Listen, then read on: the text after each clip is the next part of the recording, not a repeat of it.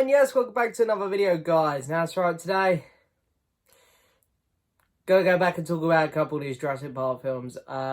So today we're gonna be ranking them. So yeah, gonna need a drink to go with this one, I think. So today I'm gonna be talking about all 6 of the Jurassic World films, and I'm gonna be ranking them from my least favourite to my favourite. So I'm a huge Jurassic Park fan. I've got a poster of the original on my wall. I think the first one is a classic. It would make my top 5 films ever. It might be my favourite Spielberg film. It's just a fantastic movie. So, kind of spoilers for what my number 1's probably going to be. And the franchise from there, I grew up with 2 and 3, so I have a lot of fun with those, and then it got revived. And while there's some good stuff in the Jurassic World films, there's some stuff I don't like either. And has really become a bit of a mixed bag for me. But today we're going to sit here and we're going to rank all 6 of them from my least favourites to my favourites. Without further ado, I'm going to have a quick drink and then we're going to crack on. This hot weather is ridiculous, folks, by the way. That was bloody lovely. Right, so I'm going to scooch on over here so that we can see the lovely movie posters here. Let me just push the camera over there a bit, get out of the way, Star Wars books.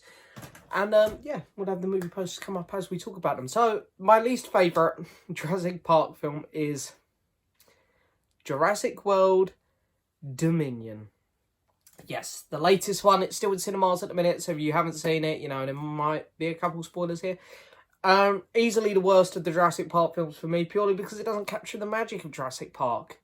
There is nothing that interesting in this movie. There's nothing threatening about the dinosaurs. The adventure itself is boring and dull compared to every other movie. The adventure is just, there's an evil company that have, they're wiping out crop fields around the world, and they've taken Chris Pratt's daughter and Blue's kid, which is fucking ridiculous, and we gotta go save them.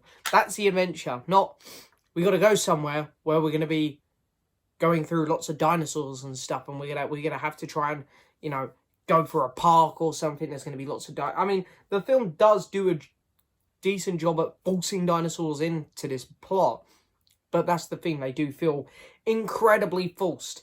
The dinosaurs take a back seat in this one, which is ridiculous, because in this movie, this is the one where the dinosaurs are out there around the world. That's such a cool concept. That's such a cool idea. You could have spin-off shows and spin-off movies about, you know, we'd have loads of different things going on around the world, how dinosaurs are impacting the world. But yet this film does nothing with it. It barely wants to acknowledge them. And when they are on screen, they're kind of boring. They just tend to watch our characters. They don't actually get involved that much. There's just no emotional oomph to this film. The only good things about this film is the returning characters and the visual effects. But even at times, the visual effects feel a bit loose, a bit wobbly. There's just a lack of interest again throughout this whole movie. And the villain sucks. Just, there's really nothing that good about this movie, to be honest, other than the returning cast. It's just, it was such a bore to get through. It's way too long, way too messy in its pacing, and like the actual editing of the movie, because characters get very separated in this movie, and while it spends a lot of time focusing on some, then it goes back to characters like Chris Pratt, and I almost forgot he was in the movie. The film is ridiculous, and it's a very, very poor movie in general. And I'm an easy pleaser when it comes to dinosaurs, and I love Godzilla and stuff like that, big monster movies. I'm very easy to please on this stuff, but this movie just fails in every area at making one of those exciting big monster dinosaur movies. This film sucks. I'm going to stick to my 3.5 out of 10. Then, coming in the next place, we have Jurassic World Fallen Kingdom. Yeah, this film is not much better, but this film has a couple things which I respect it for a bit more than I did before seeing Dominion. Dominion's actually kind of given me a bit more respect for Fallen Kingdom. Fallen Kingdom, the first act of the movie is fun. We go to the island and the volcano's erupting, and it's fun. They could have done more with it. It feels very quick. I would have rather that been the whole movie, to be honest, than just the first act. But that act is still fun. You relate to Claire and I've forgotten Chris Pratt's character's name, but you relate to the two leads. You know, they've come back together And because it's just those two we're focusing on, we're not focusing on those two, plus kid, plus new side character, plus 3 returning characters, like in Dominion. So, because it's trying to do so much in that movie, you care about that. Because it's just 2, you genuinely care about these 2 characters a bit more in this one. And that first act is fun. There's a lot of cool dinosaur action. The bit where they're running down the mountain is beautiful. And the final shot of the island being covered in ash and the big, tall dinosaur, whatever it's called, coming out onto the pier is beautiful. Great shot. From there, the movie loses me. It goes into some really comedic stuff in a haunted mansion type thing, where they're selling dinosaurs underground on the black market. And there's like a Russian guy going, I bid $1 million. It's ridiculous. Again, the dinosaurs take a back seat because they're just locked up. And it's all about them doing, beating the bad guys, beating the human villains. We have the one dinosaur that sort of gets out here, the Indominus. No, the Indominus Rex is the first Jurassic World. It's Indigo Raptor, I think it's called. Indigo Raptor. And that was pretty cool. But again, it just sort of... I've seen this all before, like a monster creeping around a house, chasing our characters.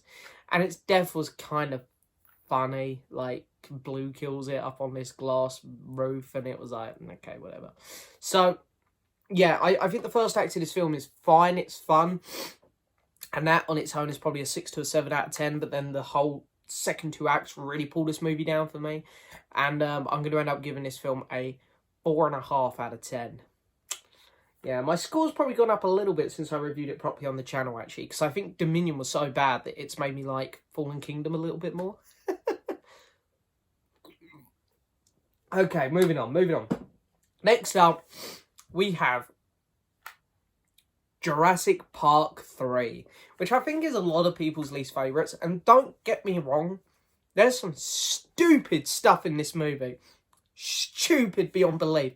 Like, it still cracks me up that the Spino creeps up on our characters and then the ringtone of the phone goes off. That will always be funny to me.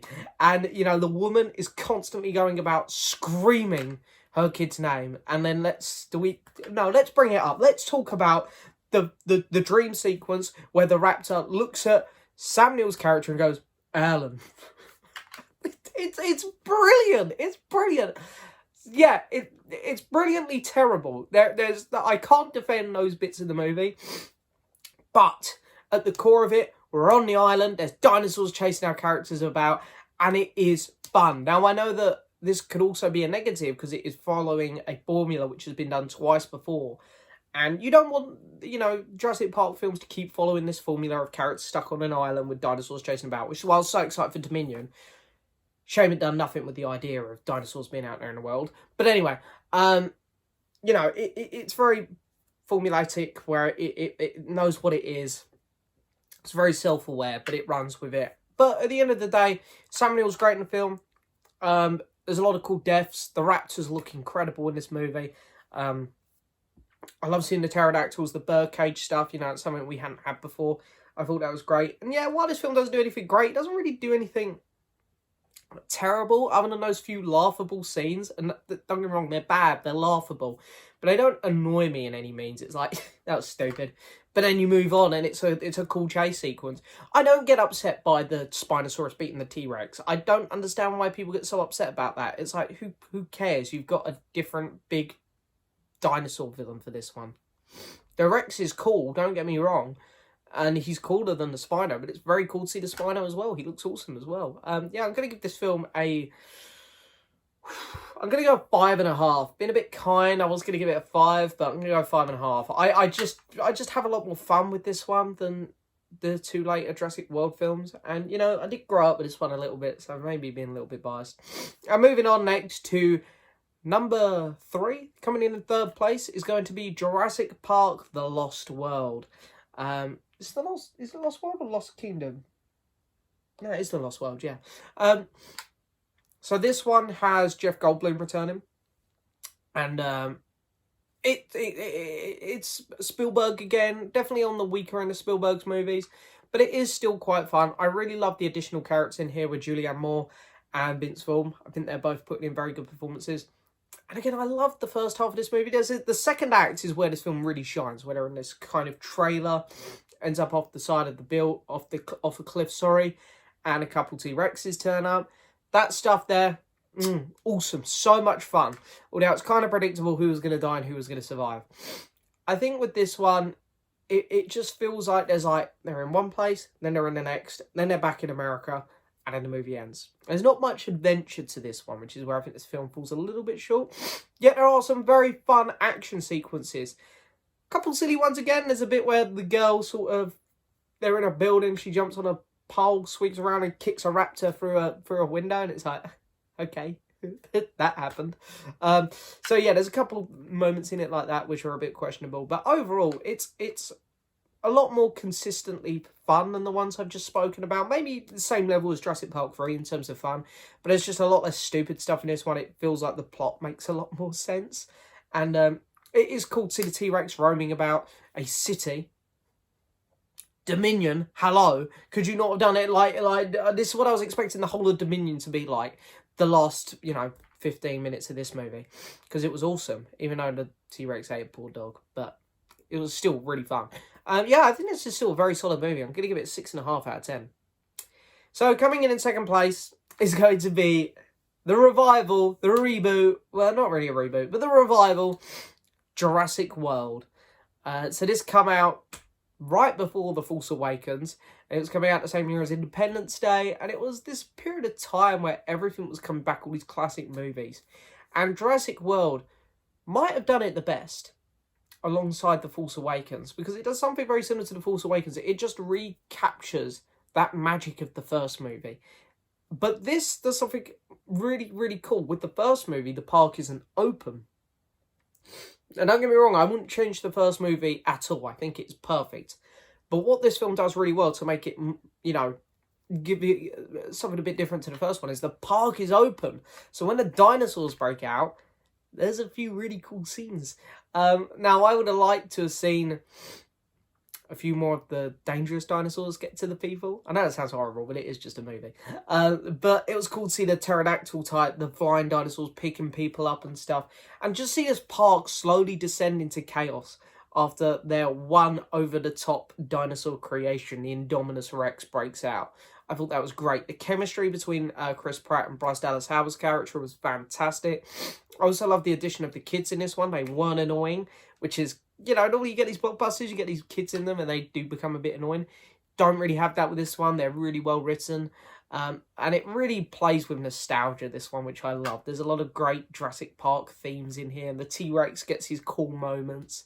And the raptors as well. Blue feels a bit more real in this one, because I'm sorry, but Blue doesn't feel like a real character in the next two films. It's only this one that it feels like a real raptor. And there's a lot of side characters in this one, which I really like as well. And overall, it's just so much fun. So much fun. It's the closest to the original we're getting. And it doesn't have any too stupid moments like a lot of the others. And it just feels consistently good. I'm going to give this film a 7.5 out of 10. I think it's really solid. And then that's it. We get to number 1, Jurassic Park. I mean, what?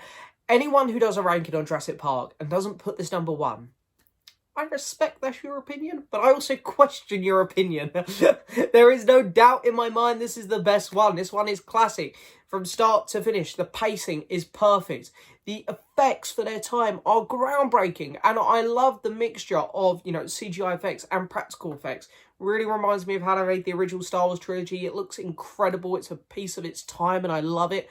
All the actors, perfect casting from Sam Neill to Laura Dern to Jeff Goldblum to Richard Attenborough to Samuel Jackson. Just so many incredible names attached to this movie. Spielberg aced this film, absolutely aced it. Considering this was at a period of time where he was just so busy, I can't believe he pulled this film off. Like, accompanied by John Williams' magical score, just everything is perfect about this movie. I haven't read the book. I know it's not a perfect adaptation because I know the book is quite horror-y. But I think they, the book lovers might not be a huge fan on this movie. I don't know, but I think it is damn near perfection, this movie. I really don't have a problem with it. Everything about it works, and I rewatch it so much, and it's just always incredible to me. So yeah, I'm not really going to say too much more about it because it's a classic and everyone's seen it. So yeah, Jurassic Park, 10 out of 10. Perfect film. But there we go. There's my ranking of all 6 of the Jurassic Park, Jurassic World films. Guys, let me know down in the comments below what your ranking would be. And as always, thank you so much for watching as always, guys. And I'll see you next time for another video. Bye-bye.